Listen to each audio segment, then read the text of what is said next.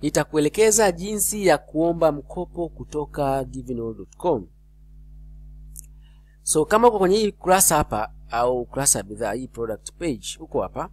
Hapa kuna button ziko nyingi, kuna navigation hapa kubonyeza kurudi home, kurudi nyuma na mbele, lakini kuna change language hapa, na hii ni product. Unaweza kubonyeza hapa kuangalia bidhaa na picha zake zote mpaka uweze kujiridhisha kabisa kwamba ndio bidhaa hii unayotaka kila kitu. Na hii bidhaa inatakiwa iwe na mkopo kwanza. Kama haina mkopo huwezi kuiombea, labda uulizie kwamba unaweza kupata huo mkopo. Sawa. Sasa bidhaa hii ina mkopo tayari. Bidhaa hii ina 35 ya mkopo wa kuweza kulipwa ndani ya kipindi cha miezi miwili. Unaweza kubonyeza hapa kuomba mkopo, lakini hatuja login, haiwezi kuturuhusu.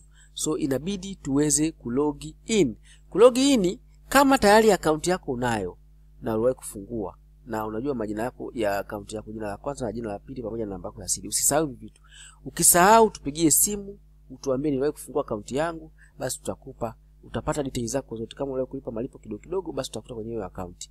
Na maana ukifungua account nyingine wakati ulikuwa na ya mwanzo, vitu vyako vyote vitapotea. Kama uliwahi kulipa kidogo kidogo, kama uliweka salio, litapotea kwenye account ya mwanzo. Kwa hiyo usifungue account nyingine kama account unayo, itabidi login hapa.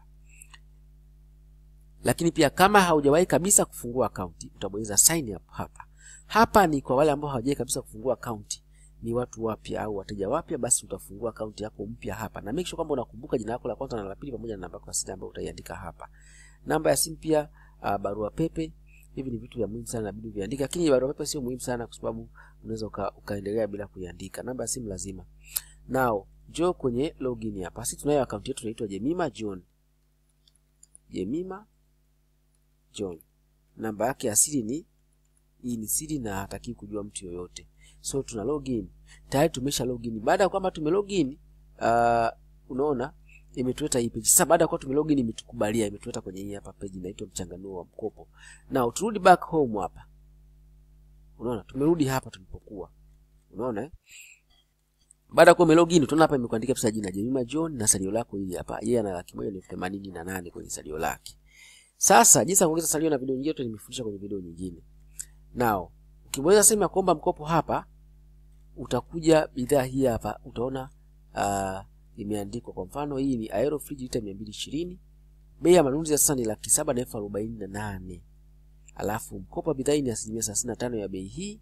Kwa hiyo mkopo wa bidhaa hii ni 261,800. Kwa hiyo maelezo ya bidhaa. Kianzio ambacho lazima kilipwe cash. Hii ni hela ambayo lazima uilipe cash.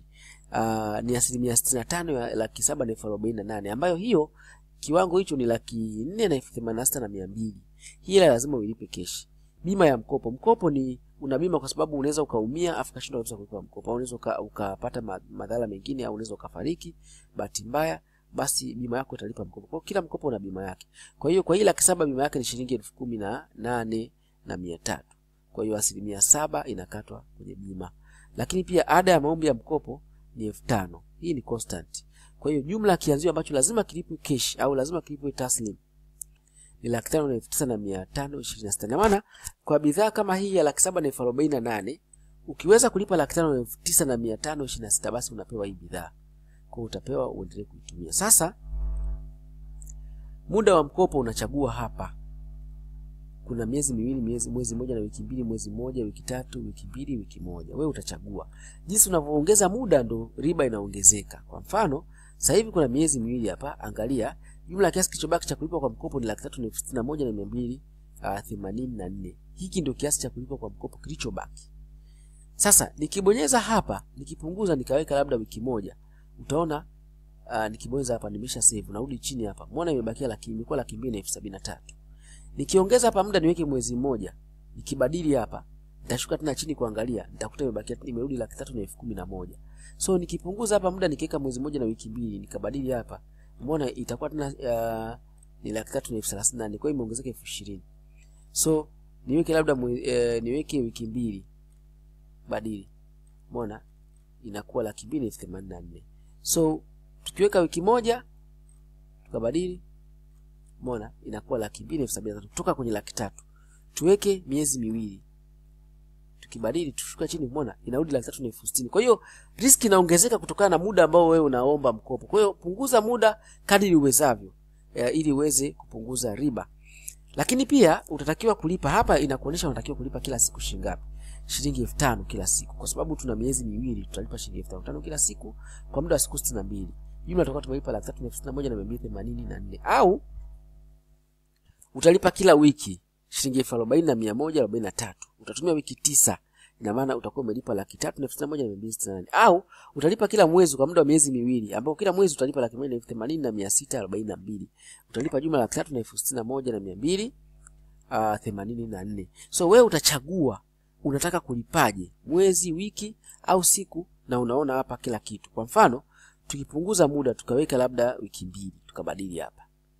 Umeona itakuwa imepunguza, imeongeza kwamba kila siku muda hela inazidi kuongezeka kila siku. Unaona kila siku kwa siku utalipa 20,000. Kwa sababu wewe umechukua kwa muda mfupi sana, ina maana inabidi ulipe pesa nyingi kwa siku. Kwa wiki utalipa 142. Je, hii utaweza? Kama uwezi, njoo uongeze muda. Weka mwezi mmoja hapa, badili. Tukishuka chini unaona tutakuta kwamba umeona sasa hivi imepungua. Kila siku utalipa shilingi 10,000. Unaona Je, utaweza? Ndio riba imepungua, lakini kila siku utalipa shilingi 10,000 utaweza? Kila wiki 62,000 utaweza? Lakini riba imepungua. Kama uwezi, ongeza muda, weka miezi miwili. Umeona Kila siku unalipa shilingi 5,000 kwa mwezi, kwa wiki 40,000, kwa mwezi 180,000. Lakini riba imeongezeka. So chagua wewe unaweza kulipa shilingi ngapi kila siku. So hayo ni maamuzi ya mteja mwenyewe, ataamua riba anayoitaka yeye mwenyewe. Utabonyeza hapa kwenye kuomba mkopo. Ukibonyeza kwenye kuomba mkopo hapa, utakuja utakutana na hii friji hapa. Utaona imeandika aero lita, hiyo namba ya bidhaa, kiwango cha mkopo unachoomba ni hii hapa. 361,000. Hii ndio hela ambayo wewe unatakiwa ulipe kwa mkopo. Sio bei ya friji. Bei ya friji ni hapa 7,700, lakini kuna hela nyingine ambayo umeshailipa. Kianzio 5,9,526. Hiki ni hela ambayo tayari umeshailipa, ndio utapewa hii friji. Nao sasa ukija hapa kuna jaza fomu. Hii ni fomu namba 1 hii. Fomu ya kwanza hii unatuma maombi, unatutumia sisi maombi kwamba to prove hii, tupe fomu ya pili uendelee kujaza.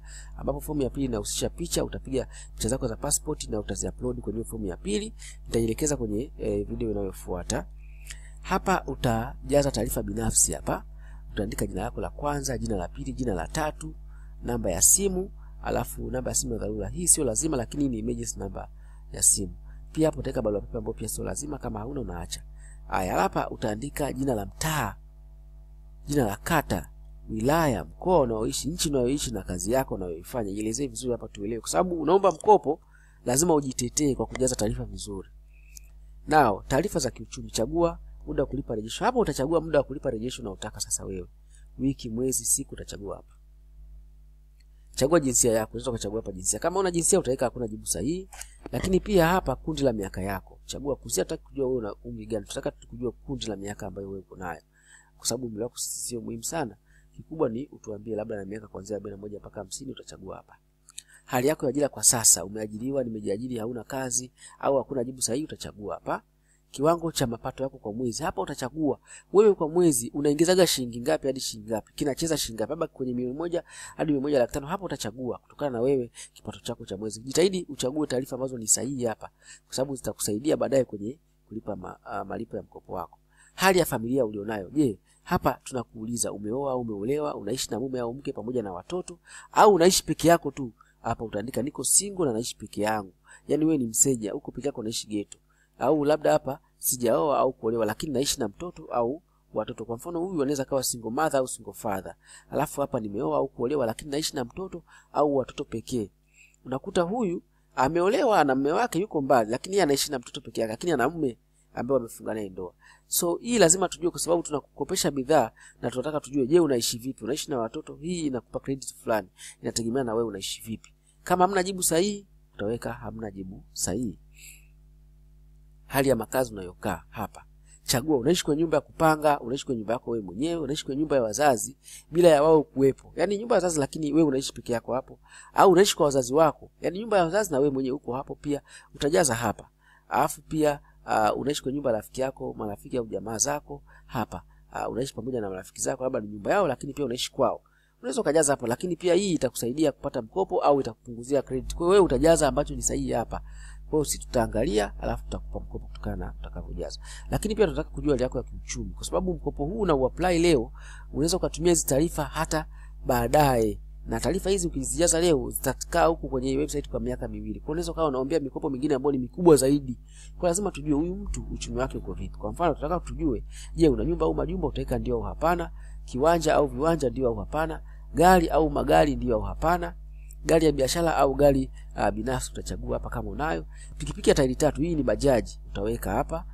Pikipiki ya tairi 2 kama unayo, baiskeli kama unayo, utajaza hapa hali yako ya kiuchumi, alafu mwisho wa siku utabonyeza tuma hapa. Sisi tutapokea hii form na tutafanyia kazi maombi yako, tutakutumia maombi. Baada ya kuwa umeshapewa maombi, utaona kwenye application zako za mkopo kule umefanya application moja na itafunguka form namba 2, ambayo hiyo form namba 2 itakuja kukuelezea kwamba utaupload baadhi ya vitu, utakutana na picha na vitu vingine vidogo vidogo kwenye form namba 2. So jaza fomu ya kwanza, alafu nitakuelekeza kwenye video ya pili namna ya kuendelea na maombi yako ya mkopo. Karibu sana givenall.com. Tunapatikana njia panda ya Ndanda na Muhonda. Subiri kwenye video ya pili uweze kuendelea na video ya pili kuweza kujifunza zaidi jinsi ya kuomba mkopo wa bidhaa.